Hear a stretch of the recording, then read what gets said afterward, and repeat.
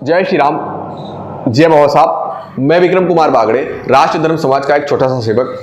आप सभी को पता है, मैं जितनी भी वीडियो बनाता हूँ वो सिर्फ आरक्षण की वर्तमान व्यवस्था को लेकर, किस तरीके से हमारे गरीब दलित समाज को कुछ लोग झूठ बोलकर गलत जानकारी देकर नफरती बना रहे हैं, उनका पर्दाफाश करने के लिए वीडियो बनाता हूं। इसके अलावा मैंने कभी भी किसी व्यक्ति को रोस्ट करने के लिए या किसी भी व्यक्ति को गलत बोलने के लिए या किसी को नीचा दिखाने के लिए वीडियो नहीं बनाई है। चाहे वो उसकी निजी लाइफ में कितना भी गलत कर रहा हो, चाहे वो उसके चैनल से कितनी ही गलत वीडियो बना रहा हो, लेकिन मैंने कभी भी उसको जवाब देने के लिए वीडियो नहीं बनाई है, कभी भी किसी को रोस्ट करने के लिए वीडियो नहीं बनी है। लेकिन मेरी जो आज की वीडियो है, उस वीडियो में मैं बहुत सारे लोगों को रोस्ट करने वाला हूँ, और वो सिर्फ इसलिए क्योंकि उन्होंने मेरे धर्म को गाली दी है, और मेरे धर्म को गाली दे देकर आज वो राजनीति के एक बड़े चेहरे बने हुए हैं, और आज वो एकता की बात कर रहे हैं, आज वो समानता की बात कर रहे हैं। तो आज की वीडियो आप जरूर देखिएगा, और मेरे समाज के उन लोगों से मैं कहना चाहता हूँ जो ऐसे लोगों की बात मानकर नफरती बन जाते हैं, जो समाज में नफरत फैलाते हैं, जो अपने आसपास लोगों से सिर्फ इसलिए भिड़ जाते हैं क्योंकि वो ऊंची जाति का है, आप नीची जाति के हो।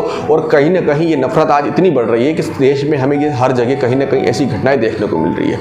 तो आप सभी से रिक्वेस्ट है, इस वीडियो को आप अंत तक देखें, ज़्यादा से ज़्यादा शेयर करें, ताकि बहुत सारे लोगों की जो गलतफहमियां हैं वो दूर हो जाएं। और अगर आप मेरे चैनल पर नए हैं और आपको वीडियो अच्छी लगती है तो आप वीडियो को शेयर जरूर करिएगा, चैनल को सब्सक्राइब जरूर करिएगा। तो शुरू करते हैं आज की वीडियो। आप सभी को पता है, उत्तर प्रदेश में चुनाव का दौर है।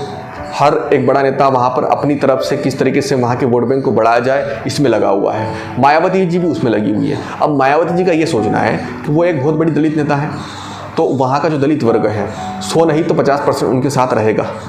तो क्यों ना, ब्राह्मणों की संख्या यहाँ पर ज़्यादा है, पूरे यूपी में 2 करोड़ ब्राह्मण हैं, और कहीं ना कहीं मायावती जी को ये पता है कि यहाँ का जो एक ब्राह्मण वर्ग है ज़्यादातर भाजपा से खफा है।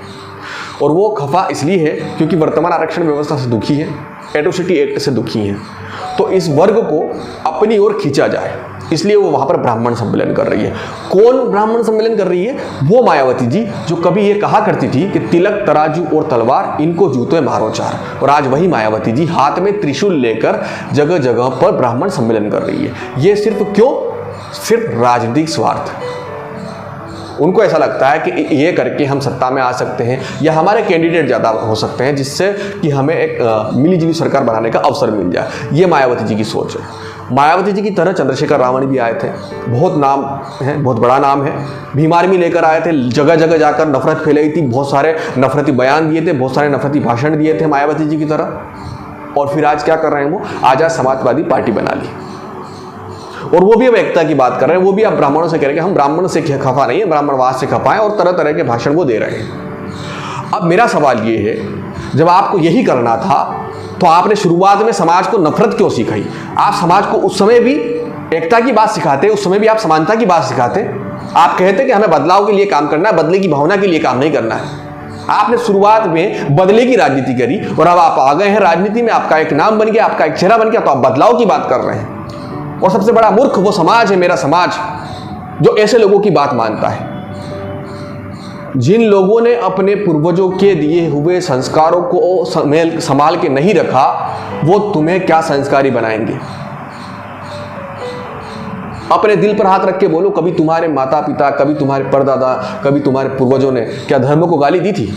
नहीं। क्या उन्होंने कहा था कभी कि हनुमान जी के पीछे पूंछ क्यों है, गणपति जी के सिर पर हाथी का सिर क्यों है? ये वही लोग हैं जो हमारे गणपति जी पर मजाक बनाते हैं, ये वही लोग हैं जो हमारे दुर्गा माता के ऊपर मजाक बनाते हैं, ये वही लोग हैं जो हमारे हनुमान जी का मजाक बनाते हैं, ये हमारे ऋषि मुनियों का मजाक बनाते हैं। तुम सिर्फ हिंदू धर्म को टारगेट करते हो, और इसके अलावा कुछ काम नहीं है तुम्हारे पास।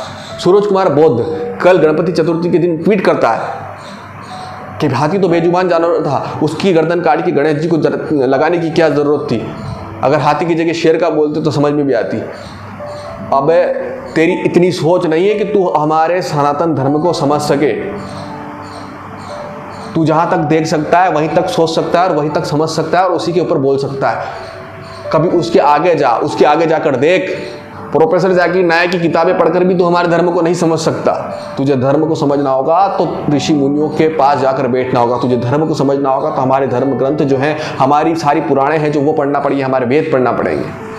चाहे सूरज कुमार बौद्ध हो, उदित राज हो, ये सारे के सारे लोग सिर्फ दिन रात सनातन धर्म के ऊपर ट्वीट करते हैं।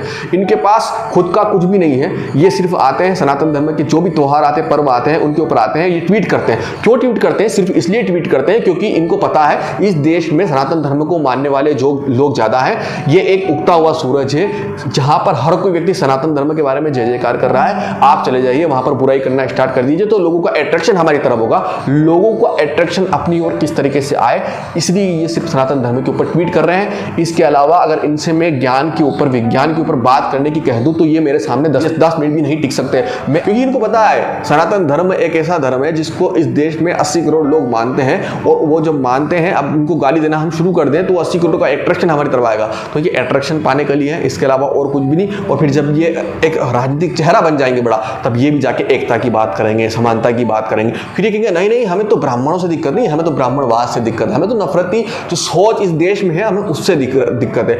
तो आप इस चीज को समझिए। आप जितनी जल्दी ये समझ जाएंगे ना, आप उतना जल्दी आपका विकास कर पाएंगे। देखिए इनकी बातों में मत आइए। संस्कार आपके जो माता पिता ने दिए उनको अवेयर के रखिए, विश्वास करिए, अंधविश्वास मत करिए, किसी पर भी हो, व्यक्ति पर हो, भगवान पर हो, किसी देवी देवता के ऊपर हो, किसी के ऊपर भी हो। आप सिर्फ श्रद्धा रखें, संस्कार रखें और शिक्षा के साथ अपना जीवन जिए, अच्छी शिक्षा के साथ जीवन जिए। यही बाबा साहब का सपना था, यही इस देश के हर व्यक्ति का सपना है, यही हमारी उन्नति का एकमात्र हथियार है, विकल्प है। तो आप इसी के भरोसे पर रहिए। मेरा भी विश्वास मत करिए, अपने स्वयं के विवेक का इस्तेमाल करिए और अपने लिए, अपने परिवार के लिए, अपने आसपास के लिए, मानवता के लिए क्या बेहतर है आप अच्छी भली भांति जानते हैं। तो मानवता की बात करने वाले हैं आप, तो मानवता के लिए कार्य करिए।